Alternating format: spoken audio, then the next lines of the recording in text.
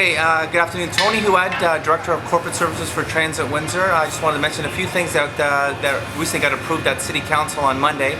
Additional funds were given to Transit Windsor with regards to some of our bus fleet repairs. That can range from our engine rebuilds, our ramps, our windows, transmission rebuilds, rear end rebuilds. Basically, the money that's being invested back into transit is to extend the useful life of the buses. So we want to make sure that the buses are extended as best as possible. This way, every day we meet the street, we provide the service to the residents of the City of Windsor. Yeah, some of the issues that go wrong, it could be engine lights that go on, it could be various things that the horn is not actively working, those get brought in.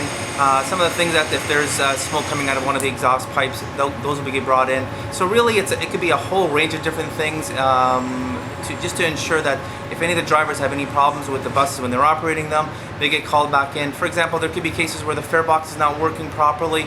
And of course now with the hybrid buses, I'm guessing there's extra, or not extra, just different types of maintenance. Yeah, there's definitely a lot more maintenance involved in the hybrids. The cost per fuel filters are much more than the regular diesel buses, so a lot more time and effort spent on repairing and replacing and fixing some of our hybrids, even though that we're realizing some fuel savings, but also to the cost to maintain these hybrids. There was a learning curve because there's a new technology that came to Transit Windsor, so our mechanics are going up to speed and making sure that they're up to speed on what needs to be done, and we want to make sure that those buses are working, because right now we have 29% of our buses are actually hybrid buses.